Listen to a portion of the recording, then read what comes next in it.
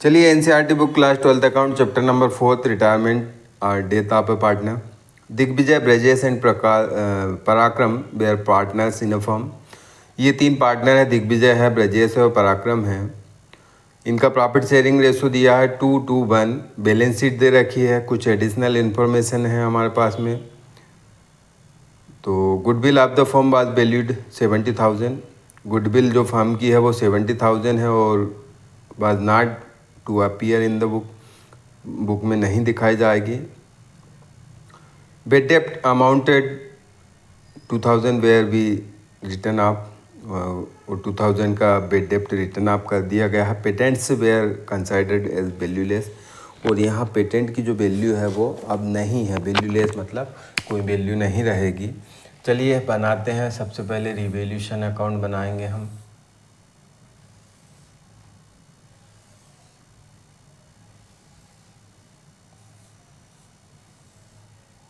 Revaluation, तो जब हम फर्म की एसेट्स की वापस से वैल्यू लगाते हैं, निकालते हैं, तो उसको हम रिवैल्यूएशन बोलेंगे, रिवैल्यू। अब यहाँ हम जब वापस से वैल्यू लगाते हैं तो वैल्यू कुछ कम ज़्यादा हो जाती है।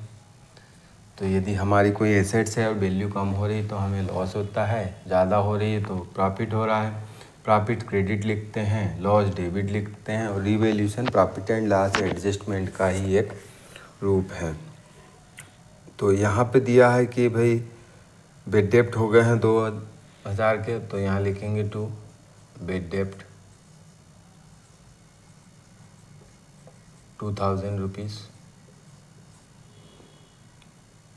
पेटेंट वैल्यूलेस हुए हैं, पेटेंट 9000 के थे तो पेटेंट से भी हमें नुकसान है।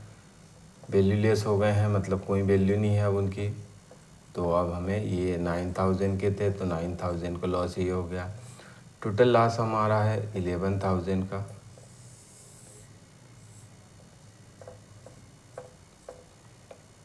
बाय लॉस 2:1 में ही बांटेंगे हम इसको, क्योंकि तीनों पार्टनर थे। ये है दिग्विजय, ब्रजेश इन पराक्रम।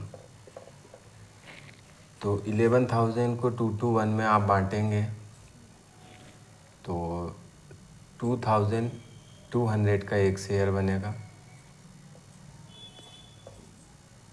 4,400 और यहाँ 2,200।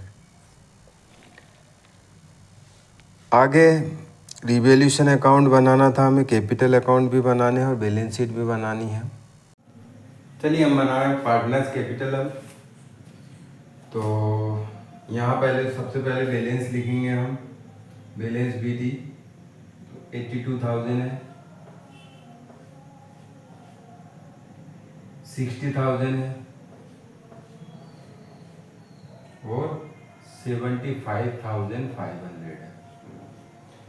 अब यहाँ पे लॉस हुआ था तो हम इधर लिखेंगे। कंफ्यूज रहे हैं तो इसके यदि सीधे हाथ पे है तो उल्टे पे ले आओ, उल्टे पे है तो सीधे पे ले आओ। जब भी किसी खाते से दूसरे खाते में जाएंगे तो अपोजिट हैंड में जाएंगे। टू रिवैल्यूएशन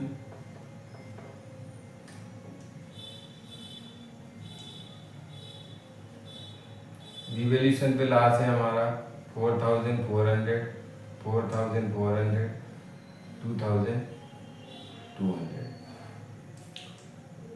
जनरल रिजर्व तीनों को बांट देंगे हम। जनरल रिजर्व था यहाँ पे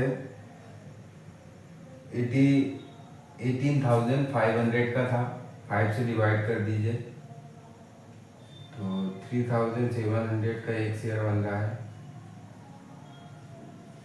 ये डबल शेयर है इन दोनों के पास में। अब गुडविल यहाँ पे 70,000 थी, वर्किंग नोट में देख लीजिएगा। तो 70,000 में जो जा रहा है उसका शेयर यदि हम देखें तो 2/5 था, 5 से डिवाइड कीजिए।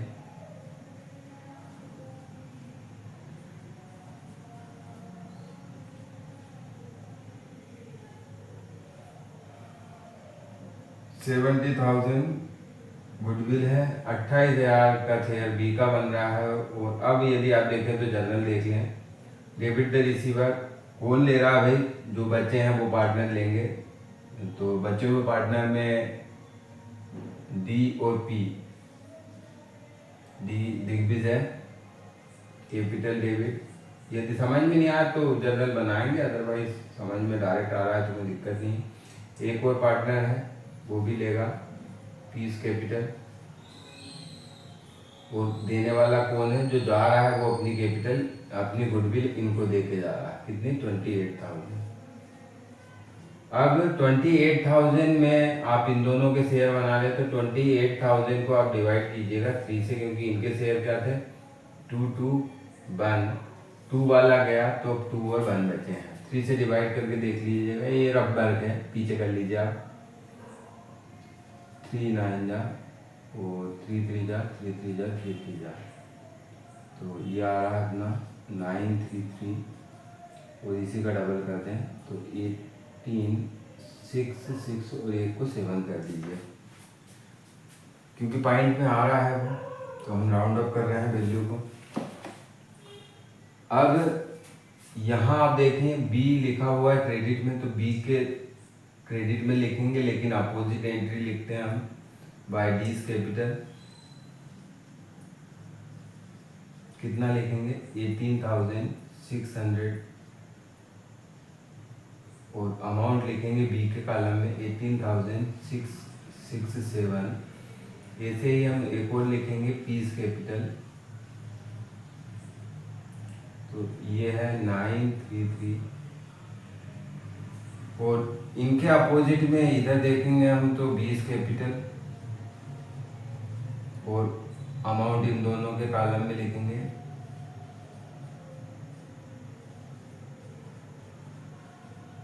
टोटल कर लीजिए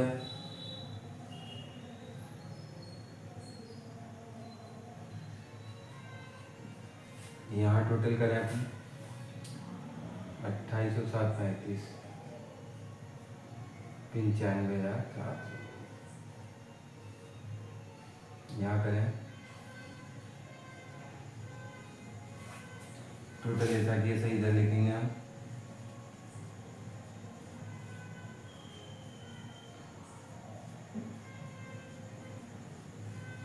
अब जाने वाले को पैसा देंगे हम, या तो लोन से देंगे या हमारे पास बैंक में हो या कैश हो तो दे देंगे। यहाँ कुछ भी नहीं बोला है और इतना कैश है नहीं बैलेंस शीट में, तो हम क्या करेंगे इसके लोन अकाउंट में ट्रांसफ़र कर देंगे, इसको लोन से चुकाएंगे हम 20 लोन। 95,400 में से गए 91,000 और यहाँ 89 में से अपने को कम करना है 22 23 68।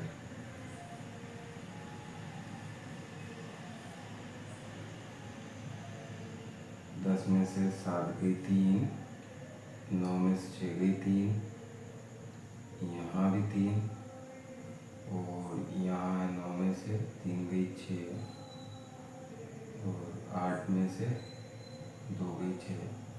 जैसे यहाँ कम करें हम तो यहाँ है हमारे पास में 9 2 11 533।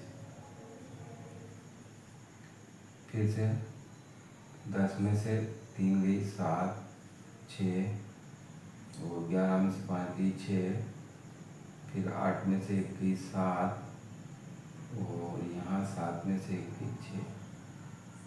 ये आ गया हमारा। अब हमें न्यू बैलेंस शीट बनानी है।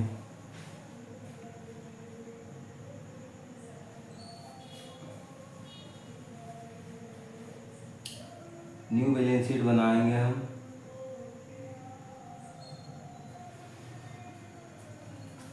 तो जो भी बैलेंस शीट में पहले से था उन्हीं को लिखेंगे हम। केस हमने यहाँ पे नहीं दिया है जाने वाले को, तो केस पूरा वैसा की वैसे ही लिखेंगे हम 8,000। डेब्टर्स में एक बदलाव आया था अभी 2,000 के, हमारे जो बेड डेप्ट हो गए हैं तो डेब्टर्स कम हो जाएंगे बेड डेप्ट से।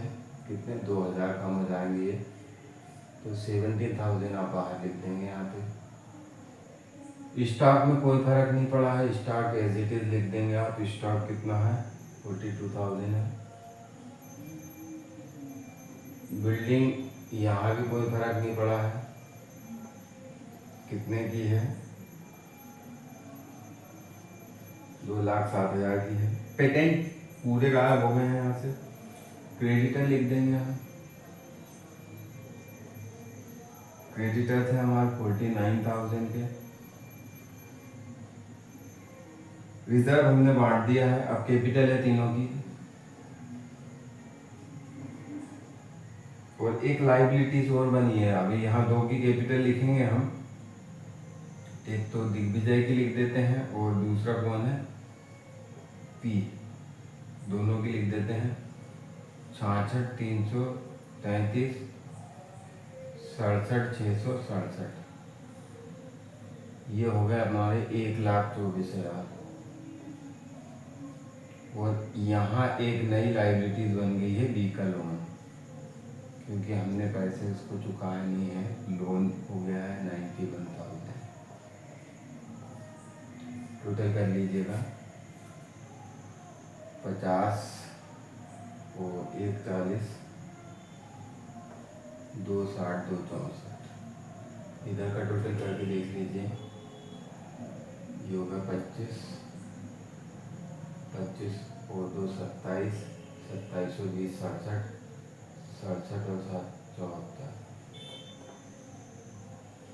2 74।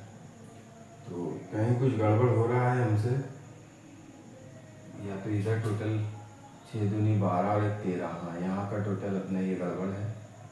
तो ये हो रहा है हमारे 2,74,000। बैलेंस शीट का टोटल हमारे दोनों तरफ का मिल गया, मतलब सही है। चलिए मिलेंगे नेक्स्ट वीडियो में नेक्स्ट क्वेश्चन के साथ।